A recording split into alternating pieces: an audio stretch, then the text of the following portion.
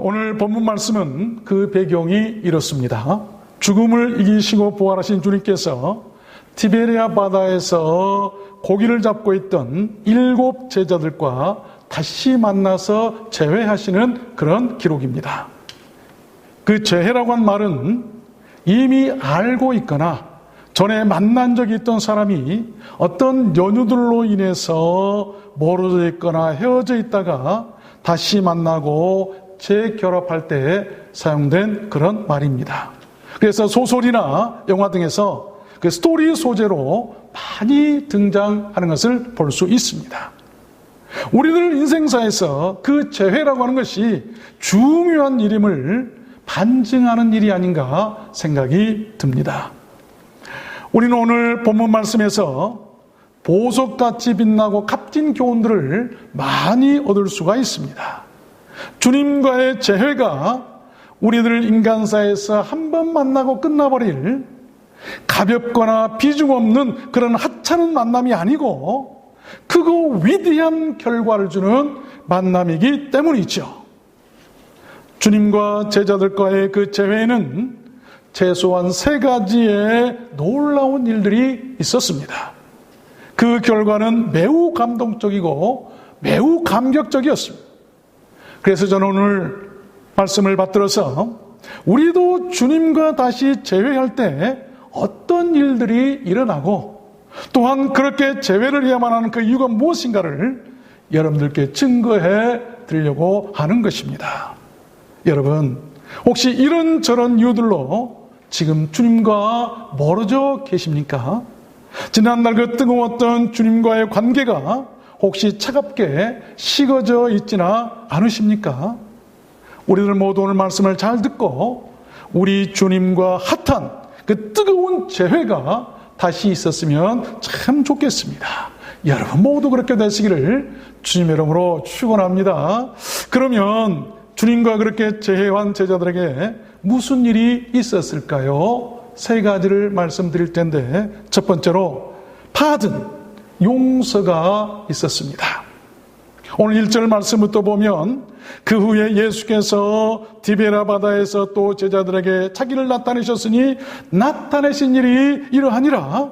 시몬 베드로와 디두모라 하는 도마와 갈릴리 가나 사람 나다나엘과 세베대의 아들들 또 다른 제자 둘이 함께 있더니 시몬 베드로가 나는 물고기 잡으러 가노라 하며 저희가 우리도 함께 가겠다 하고 나가서 배에 올랐으나 그 밤에 아무것도 잡지 못하였더니 날이 새갈 때에 예수께서 바닷가에 서셨으나 제자들이 예수인 줄 알지 못하는지라 예수께서 이르시되 얘들아 너희에게 고기가 있느냐? 아멘. 여러분, 여기 얘들아 프렌즈라고 부르신 그 친근하고 타정한 말씀 한마디 안에 그동안의 모든 소원함이나 잘못에 대한 용서가 들어있는 말씀입니다. 또한 관용이나 너그러움이나 관대함이 그 말 안에 다 들어있습니다. 더 나아가 변함없는 깊은 애정을 나타내는 말이기도 하죠. 여러분, 용서가 무엇이라고 생각이 되십니까? 용서는 다른 것이 아닙니다. 멀어져 있던 사람이 다시 친근해지고 다시 가까워지고 다시 다정해지는 것을 우리는 용서라고 할 수가 있습니다. 주님과 제자들과의 그 재회는 연약하고 허약했던 그 제자들을 예수님이 어떻게 용서하셨고 어떻게 사랑하셨던가를 다시 보여주는 감동적인 장면이 아닐 수 없었던 것입니다. 우리들 모두 그동안 이런저런, 특별히 지금 같으면 코로나 바이러스 같은 그런 이유들로 주님과 사이가 멀어져 버린 그런 상태들이라고 한다면 오늘 우리 주님과 다시 재회를 이루고 친구나 형제 지인들로부터도 다시 재회를 이루었으면 좋겠습니다. 그것이 진정한 용서이기 때문이죠. 여러분, 예수님처럼 먼저 찾아가십시오. 그리고 지난날의 소원함이나 잘못을 절대로 들추질 마십시오. 예수님은 그러셨습니다. 한마디도 따지거나 묻지도 않으셨습니다.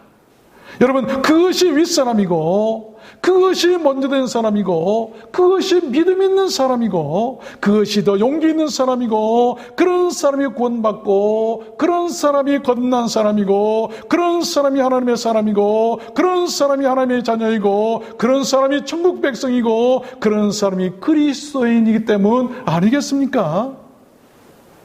토마스 풀러라고 한 사람이 이런 유명한 말을 남겼습니다. 용서할 줄 아는 사람이 사랑할 줄도 안다. 가장 나쁜 사람, 세상에서 가장 나쁜 사람은 용서를 모르는 사람이다. 많은 것을 생각하게 하는 그런 명언이죠. 또 진 폴 리치트라고 한 사람은 남을 용서할 때보다 더 아름다운 순간은 없다. 우리들 인간사에서 모든 삶 가운데 남을 용서하는 그 순간처럼 아름다운 그 순간은 없다는 말이고, 용서처럼 아름다운 일이 없다고 하는 그런 명언 아니겠습니까? 또한 캐서린 대제는 더 많이 하는 사람이 더 많이 용서하게 된다라고 하는 또한 유명한 말을 남기기도 했습니다. 우리 주님께서는 그런 사람을 용서하시고 재림하실 때 그런 사람과 다시 재회해 주실 줄 믿습니다.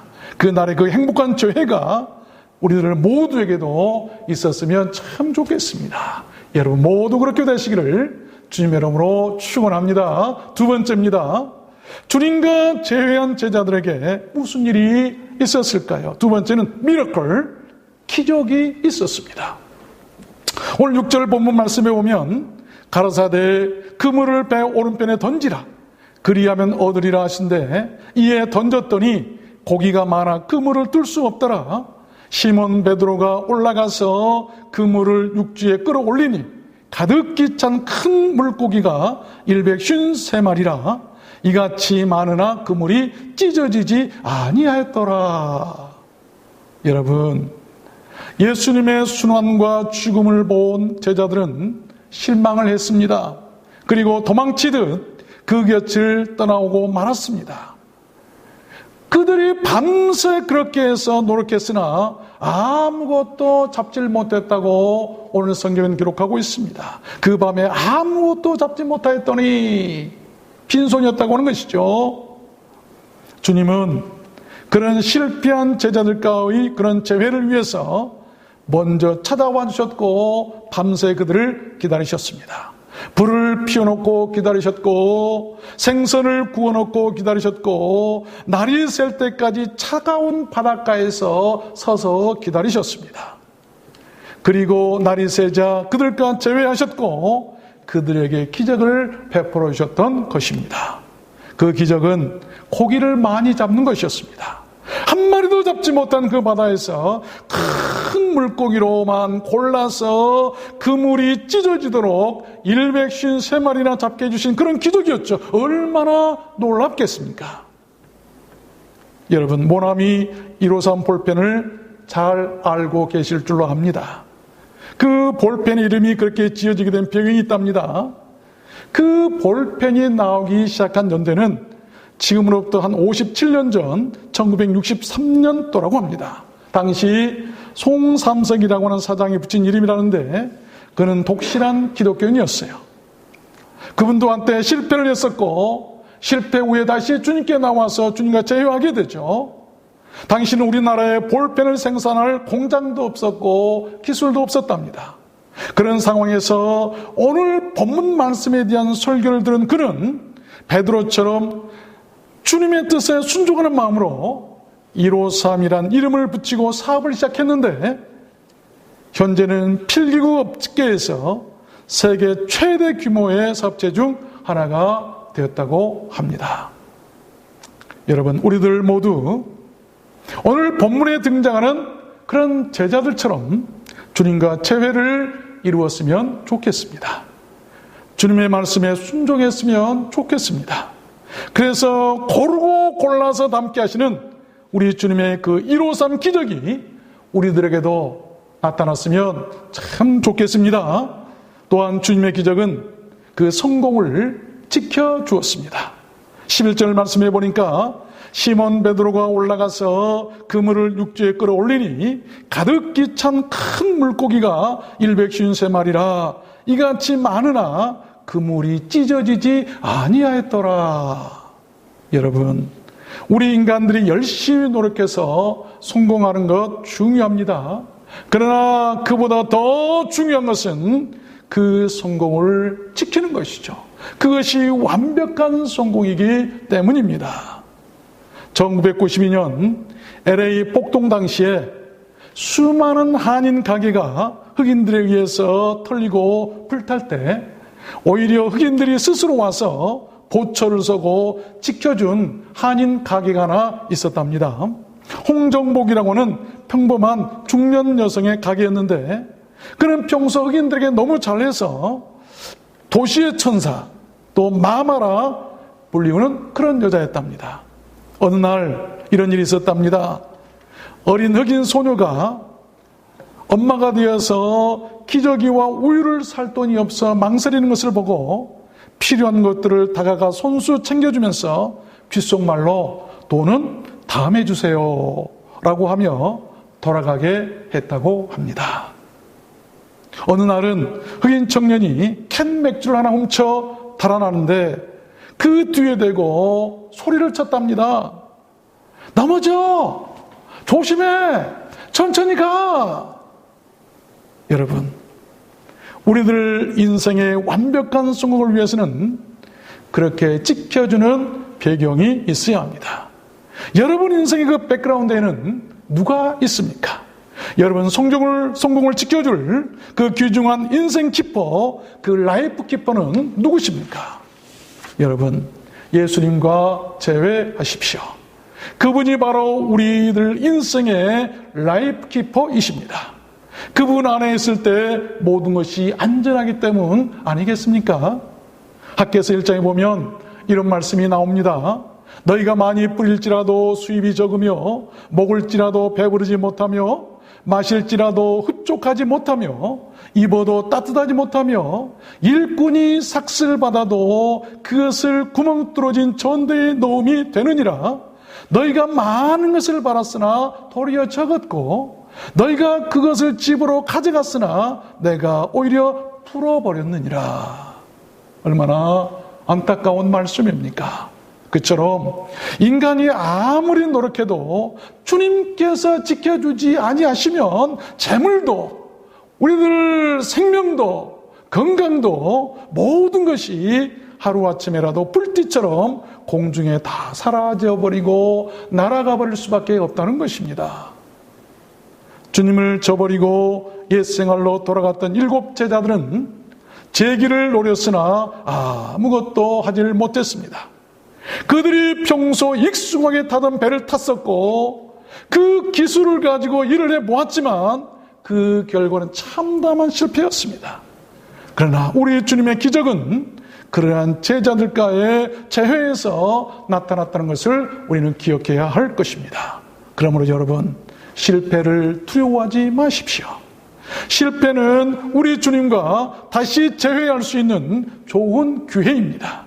오히려 우리가 두려워해야 할 것은 내가 실패했다고 하는 그런 좌절감이 아니라 주님과 내가 멀어져 있다는 그런 사실일 것입니다. 주님과 함께만 있으면 그 어떤 실패 가운데서도 더 좋은 기적이 있게 되기 때문이죠. 여러분들에게도 그러한 우리 주님의 놀라운 기적이 함께 하시기를 주님의 이름으로 축원합니다. 마지막 3번째입니다. 주님과 재회한 제자들에게 또한 무슨 일이 있었을까요? 3번째는 미션, 사명이 있었습니다.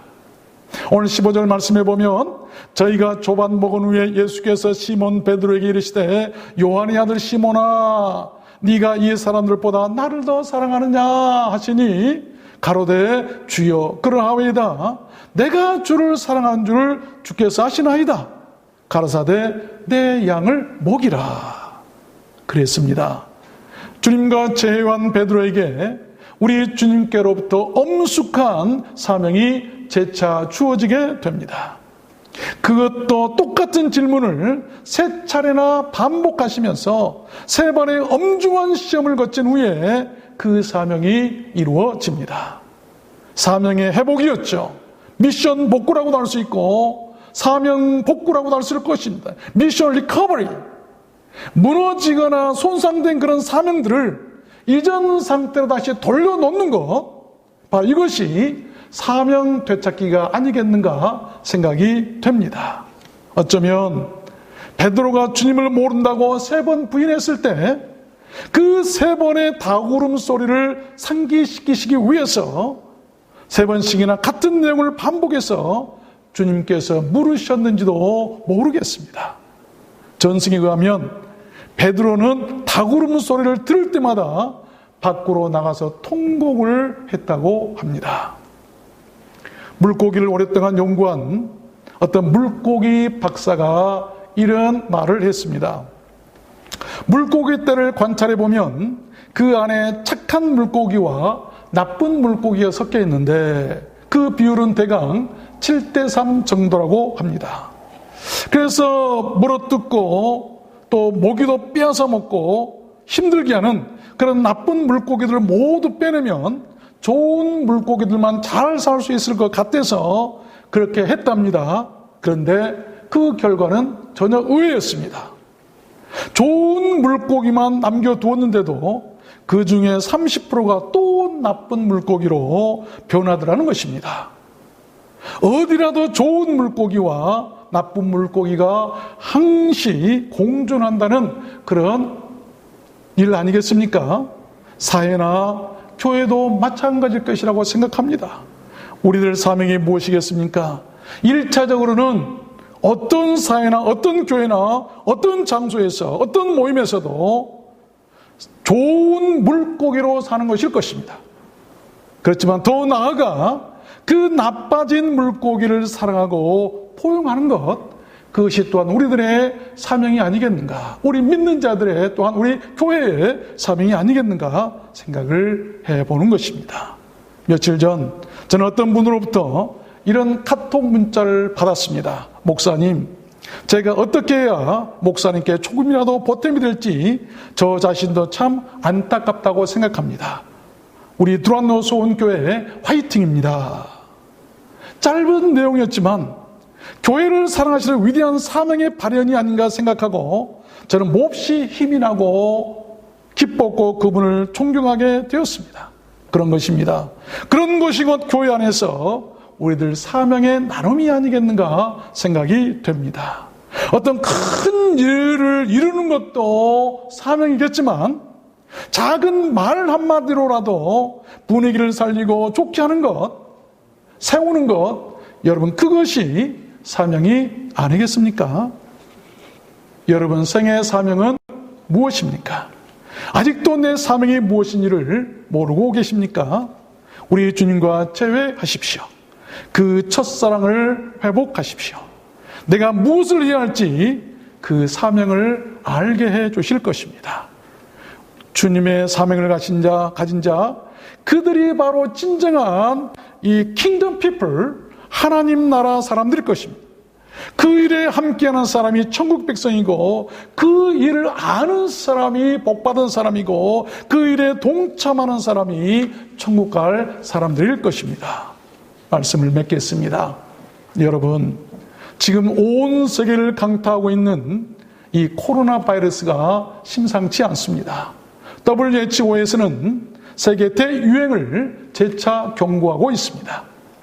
모든 사람이 속히 종식되기를 바라지만 사라지지 않고 계속 확진될 조짐도 보입니다. 그러나 언젠가 그 끝도 있을 줄로 저는 압니다. 이 또한 지나가리라 저는 믿습니다. 무슨 일이든 우리들 인간의 노력은 한계가 있음을 알아야 합니다. 이러한 천국에서 우리들 인류가 이길 수 있고 살 수 있는 길이 정녕 무엇이라고 생각이 되십니까? 특별히 이번 주간에는 우리 민족 현대사 중 가장 큰 비극 중에 하나인 6.25 전쟁 70주년 상기일이 들어있습니다. 우리가 또다시 그런 비극을 당하지 않으리라는 보장은 없습니다. 6.25 때 난리는 난리도 아니여라고 하는 유행어도 있었지만 더 지독할 수도 있고 더 비참할 수도 있고 더 아플 수도 있습니다. 어떻게 우리가 그런 상처들을 이기고 다시는 그런 비극이 없게 할 수 있을까요?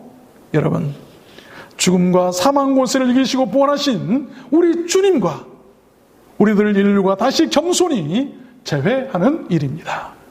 물론 사회적 거리두기나 마스크, 손소독, 재난지원금, 백신, 치료제 모두 필요합니다. 반드시 지켜져야 하고 반드시 이루어져야 합니다.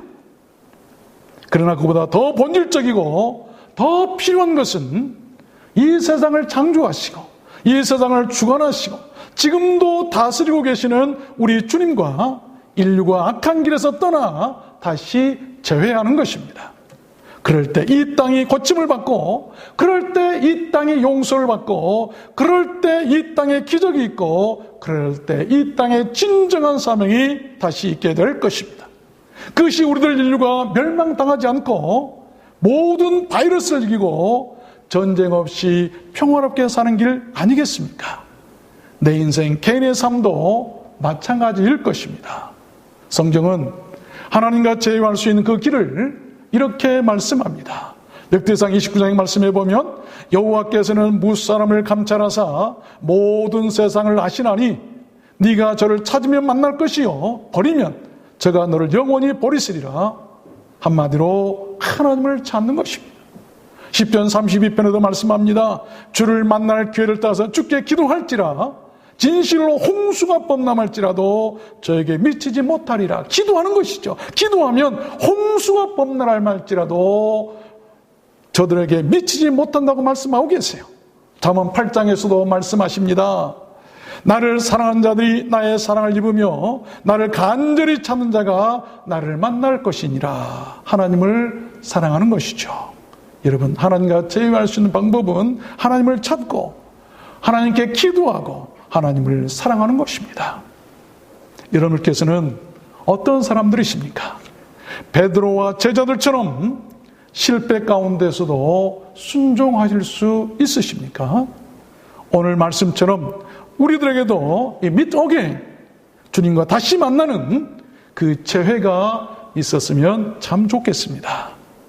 여러분께서 다시 만나고 재회해야 할 그 사람들은 누구입니까?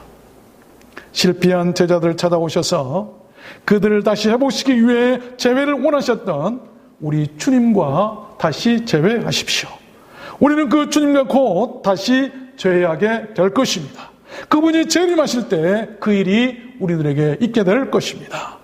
그날 그 뜨겁고 그 기쁜 재회가 우리들 모두에게 꼭 있게 되었으면 참 좋겠습니다. 여러분 모두 그렇게 되시기를 주님의 이름으로 축원합니다. 주님의 이름으로 축원합니다.